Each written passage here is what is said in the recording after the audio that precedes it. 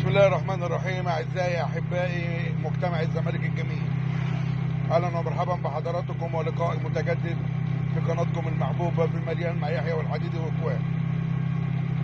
لجنة التظلمات تسأل للزمالك في نادرة من نوادر القضاء المحلي الذي ينصف الزمالك وعبثا من تطوح وتطوع للتطاول على إدارة الزمالك واتهمها بما ليس فيه.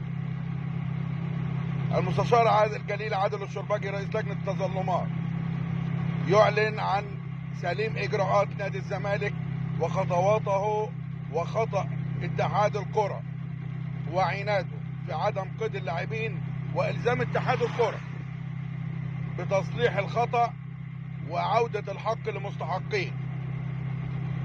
واستطرد سيادة المستشار عادل الشرباجي رئيس لجنة التظلمات بأن اتحاد الكرة ليس من حقه الاعتراض، وأن لجنة التظلمات لجنة قضائية مستقلة لا تمت بصلة لاتحاد الكرة ولا سلطة لاتحاد الكرة عليه، وأن قراراتها ملزمة وليست توصيات، أي أن اللاعبين أصبحوا في حكم المقيدين من الآن.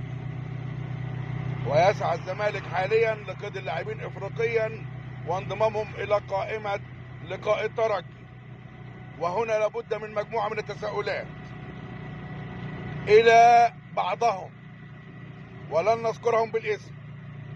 من اتهم مرتضى منصور وإدارة الزمالك أنها منبطحة ولا تستطيع أخذ حق الزمالك، هل من اعتذار؟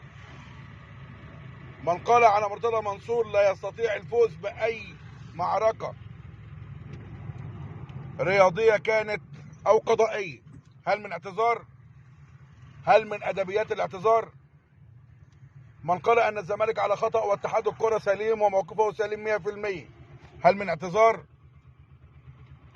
من ادعى على إدارة الزمالك أنها مفترئة ولا تستطيع أخذ حق الزمالك، هل من اعتذار؟ من نط من المركب وهاجم الإدارة وهاجم النادي، هل من اعتذار؟ نعود إلى سياق موضوعنا. ما هي الخطوة التالية للزمالك؟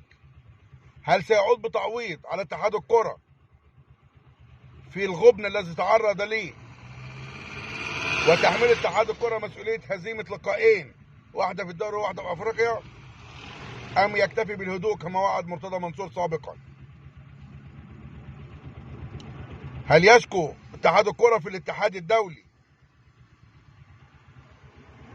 بهذا الحكم التاريخي، أم يشكوه في المحاكم المحلية، أم يكتفي بما وصل إليه من نصر مبين في مواجهة أعداء النجاح ومواجهة أعداء الزمالك ومواجهة الشماتين ومواجهة من فضلوا كرههم لمرتضى على حبهم للزمالك؟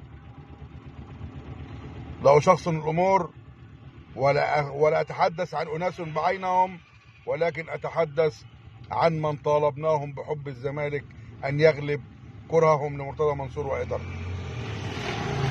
مبروك لجمهور الزمالك العاشق المؤيد المدعم، مبروك لمرتضى منصور أنصفك الله عبر المستشار الجليل عادل الشرباجي ولجنته المحترمة، مبروك لمجلس إدارة نادي الزمالك، مبروك للاعبين الثلاثة. أبدا لن تكونوا ضحايا في ثنايا حب الزمالك، وأبدا لن تكونوا ضحايا مع مجلس إدارة قوي يستطيع أخذ حق الزمالك من يغول عليه. مبروك لكل زملكاوي، نراكم في لقاءات قادمة، والسلام عليكم ورحمة الله وبركاته.